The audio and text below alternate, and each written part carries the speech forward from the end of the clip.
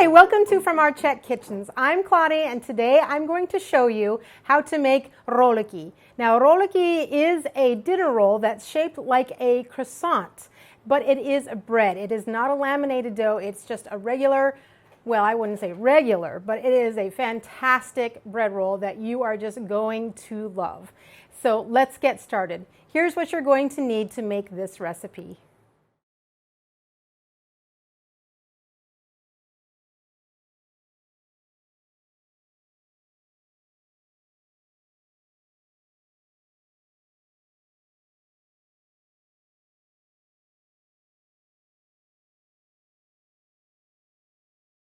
Okay, now that we have all of our ingredients assembled in front of us, let's get started. Now you can mix everything in a bowl and knead the dough by hand.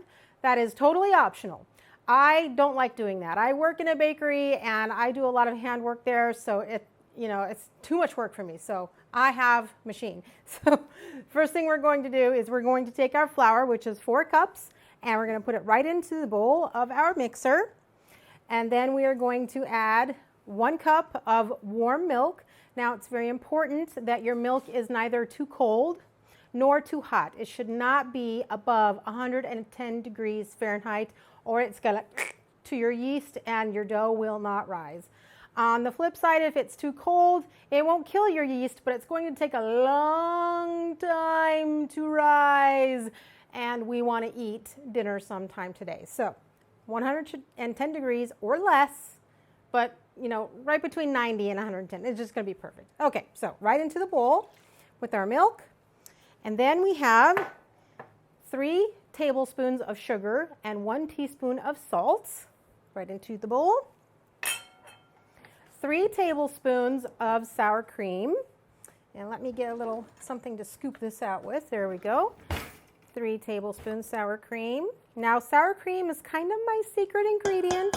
I know that some people like to use things like potato flakes, potato water, little mashed potatoes, and it'll do the same thing. It's going to give you very nice, tender dough. All right, now our 2 1/4 teaspoons or 1 packet of instant yeast right in. Don't even need to bloom it. It's totally ready to go. And then we have our 1/4 cup of melted butter. Now normally I like to put butter in at a later stage, but this is one of those cases where it's okay to put it in the beginning. All right, so now we have everything going here. We're just going to pop it into our mixer and put the dough hook on. And we are going to mix this for about, well, let's see, when it gets to the cleanup stage, which means that everything is coming off the sides of the bowl in the mixer, we're going to mix this, continue to knead it between 5 and 8 minutes until you get a nice, smooth, elastic dough. And I will give you a picture here of what that looks like. So I'm going to mix this and I'll be back in just a moment. Okay, now we are finished mixing our dough. It went through the cleanup stage in about 8 minutes. After the cleanup stage is how long I kneaded it for. And I kneaded it on a second speed, and that's going to differ between mixers. I've burned through several different mixers in the last few years, and each one had a different speed on number 2. So you just kind of, it needs to be relatively fast, but like not flinging the dough out of the bowl and not flinging your mixer off the counter. So as fast as it can go without disaster happening like that. So now, after that has happened, you are left with this beautifully round, yummy looking thing that you're going to turn into those beautiful roliki. But for now, it needs to rest because it's done a lot of exercising and now it is going to rest. So we're going to take our little dough here and we're going to put it in an oiled bowl or just spray a bowl down with some pan spray. It doesn't matter, it's fine. Just set it in there and then you can just cover it with a slightly damp cloth or some plastic wrap and put it in a warm place, and it needs to stay there until it doubles in size, and that is going to take, depending on how warm the area is, 1 hour, 1.5 hours. Just depends. I use my oven on a warm setting. It gets to be about 150 degrees in there. It takes me about an hour to get it to that stage. So here it is. It has doubled. Wow, that was fast. That was no hour and a half. Claudia, what are you talking about? Well, I'm a magician, so here we go. Oh, I also wanted to tell you real quick that a note on your flour. You can use all-purpose flour. That's what I've done here. You can also use bread flour. When you are mixing in the mixer, if your ingredients are coming together, but it looks like it's not quite coming together, like it's a little dry, please add a little bit more milk. I mean, I'm not the food police. I'm not going to tell anybody. It's fine. You actually want your dough to be properly hydrated so you'll end up with a really good product. On the flip side, if it's too wet, add about a tablespoon of flour at a time until you get everything coming up off the bowl and everything looks amazing. So that's how you do that. Okay, so, and that, it's the humidity. Wherever you live, it's going to be different. So it kind of dictates how much water is in your flour. So that's why you need to kind of adjust as you go. Recipes like that, sometimes when it gets down to those little nitty-gritty things, is a guide, and you have to make adjustments in order to get your desired result. Okay, anyway, now we have our dough that has a little bit more than doubled in size, and now we're going to take it out of our bowl, and I'm going to show you how to shape the rohlíky.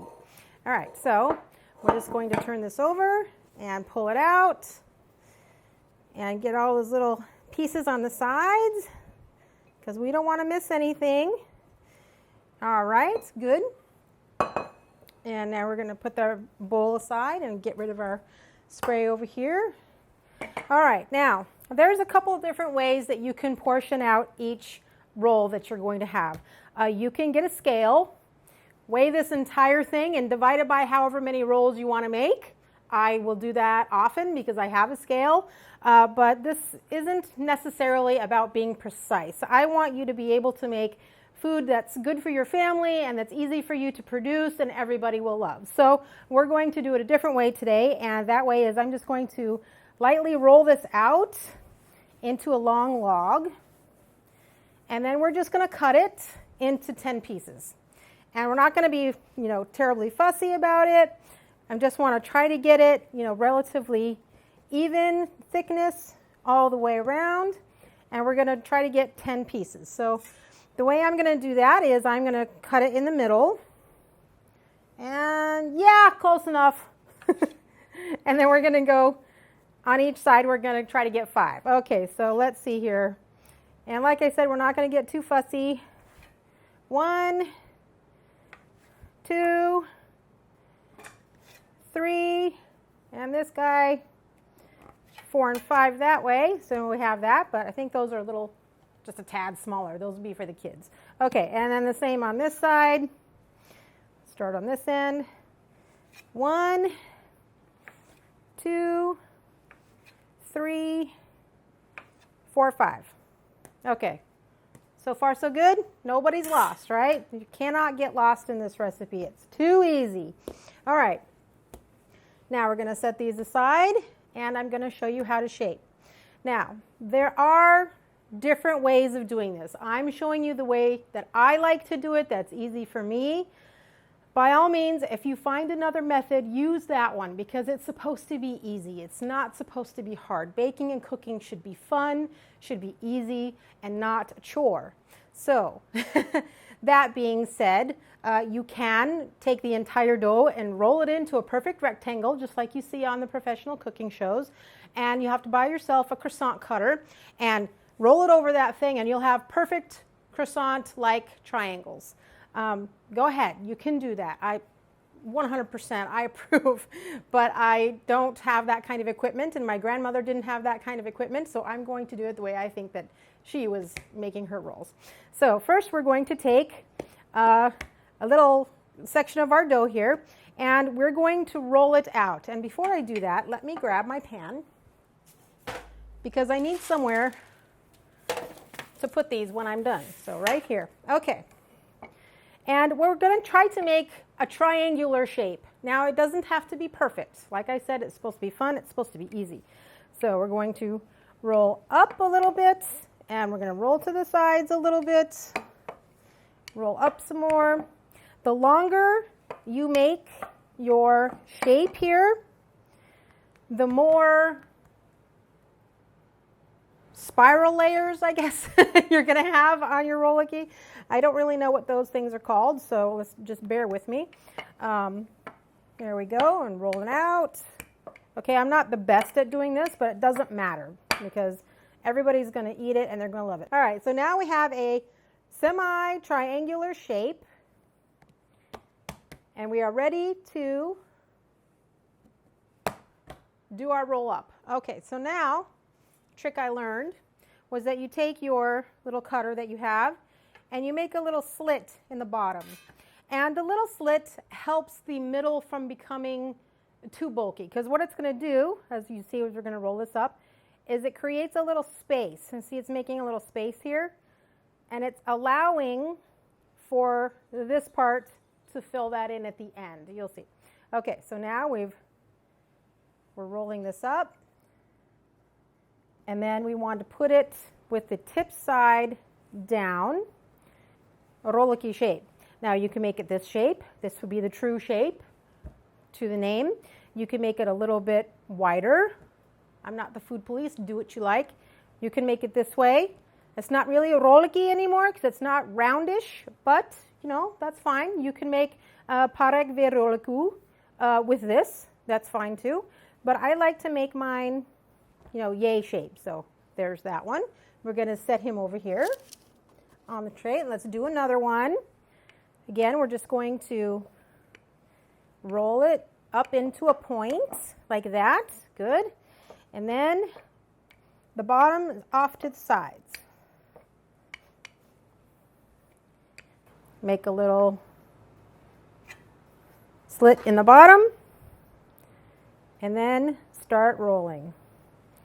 Rolling, rolling, rolling. Ooh, that one's nice. And I'm just going to roll it like this a little bit, sort of seal the ends and seal these layers together. And then make sure that when, this is always in the way, make sure that when I go to put it down that the tip part is underneath. That way, when it goes to bake, it won't flap up, because then it'll be saying hi to you, and that's not necessarily what you want when you're making a roliki. Okay, there's that one, which looks much better than the first one. We'll do one more. All right, rolling pin. Roll up. Roll to the sides.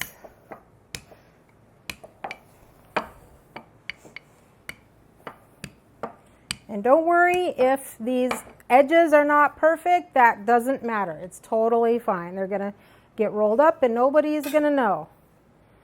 Unless you want to tell everybody, then that's up to you. Don't mind that. Those are my cats causing mayhem, because that's what cats do. All right, there we go. And just roll it like that.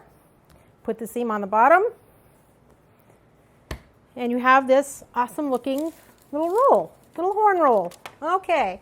All right, I'm going to do the rest of these and I'll be right back. Okay, now that we have all of our roliki rolled out and into the correct shape, we're going to take some melted butter, just a couple of tablespoons of melted butter, no big deal. And we are going to just brush them lightly with the butter.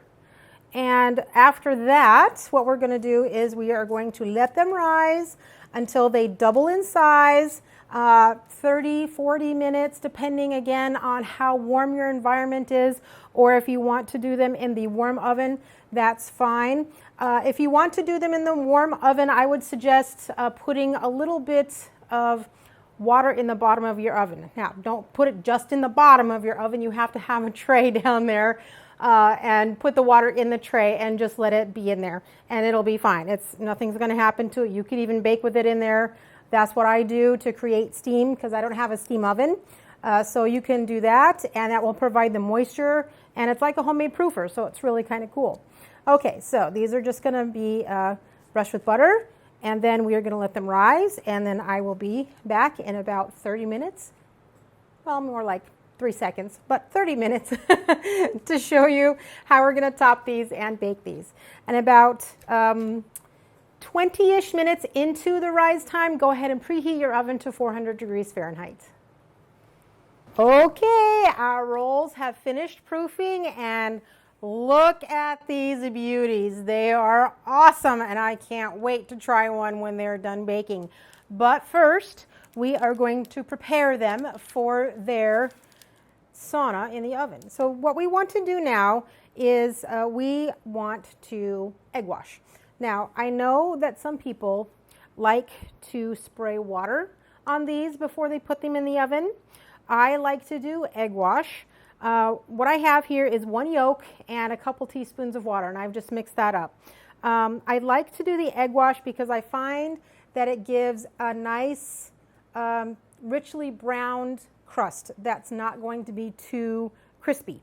A water bath, a spray, or a brush is going to give you a crispier crust, and it's going to be a bit on the drier side. And that is fine. You know, it all depends on how you want to eat your roliki. You might want to have, you know, if you're eating it with a soup, it might be better a bit on the drier side. If you're eating it with a stew, you know, that's either way is fine. I like mine to be just a bit browner and a little more tender looking. So I like to use mine with the egg wash. So I'm just going to brush all of them. And then when I'm done brushing, we are going to put on some adornments in the form of sesame seeds, poppy seeds, and caraway seeds. So just about there. Oh, these are going to be awesome. And all the butter that we put on there before has soaked straight into the rolls. So it's going to be just an amazing, yummy thing happening here. All right, and my oven is just about at 400. It will probably be beeping any second. Be ready to go. And we're going to bake these after we put the seeds on top. You can also put salt on top. That's fine too, however you want to do it. We're going to bake these for about 15 minutes in that 400-degree oven until they are golden brown and your house smells like bread. It's going to be awesome. All right, there we go. Now we are all egg washed. Now we're just going to sprinkle a few seeds on each one like this. Not rocket science by any means. Just a beautiful sprinkling. Some caraway seeds, some poppy seeds.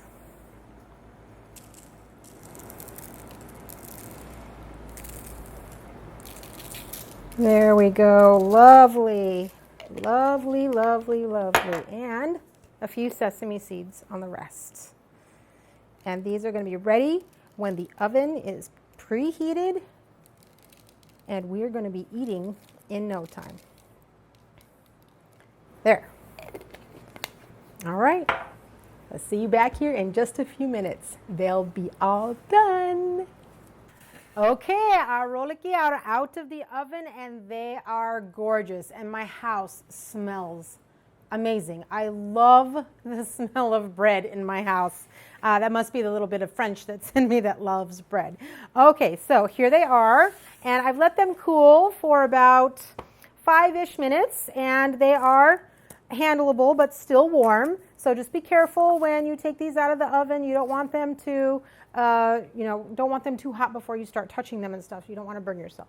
So now we are getting ready to serve these. So we are going to get a beautiful basket that we can put on the table, or you can put them on a plate, or you can just let everybody grab them off the pan. It's your house. You do what you want to do.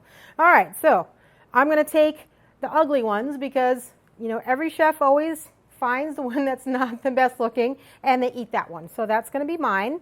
That's going to be this one, the first one that I did, which was not the best. I'm going to set that one aside for right now because I'd like to put the rest of these in the basket and just arrange them, nicely in there. Something, make something really nice and beautiful out of it. I'll just go like that. Just put them in there. Oh, they're so nice, and I can feel how soft they are, and it's just wonderful. I love it. All right, there we go. This is awesome. Well, maybe I should have done that the other way, but anyway, you get the idea. A beautiful basket of roliki, and now let's try this sacrificial one. Oh, Oh, those insides. I'm going to have to take a picture of the inside to show you because it's just, it looks amazing. Let's see. Mm-hmm. Mm-hmm. You're going to love these. These are great. A little bit of butter, some jam. Oh my gosh. There is so much you can do with these. All right, now, I want to tell you that if, the big question is if you have any leftovers. Now, that's a big question because these are going to go fast for your family. If you have any leftovers, you can freeze these, but they must be frozen the same night. These roliki are only really good for one day. After that, they're going to get hard and they're going to go stale. Now, if that happens, that's not a problem either because if you're a fan of bread dumplings like I am, these are perfect for cutting up, cubing, toasting, and putting in your bread dumpling recipe. You can also do the same, chop, toast, put them in a soup for, let's say, I don't know, a bread beer soup or something. There's a ton of recipes for stuff like that that we Czechs love, so you can always put it in something like that. There's lots of things you can do with any leftovers. If you have leftovers, I don't think you will because these are going to go pretty fast at your dinner table. So this is a recipe for Czech roliki. I hope you enjoyed the video. I hope you'll make these. Please let me know what you thought in the comments below. And once again, thanks for watching from our Czech kitchens. See you next time. Bye.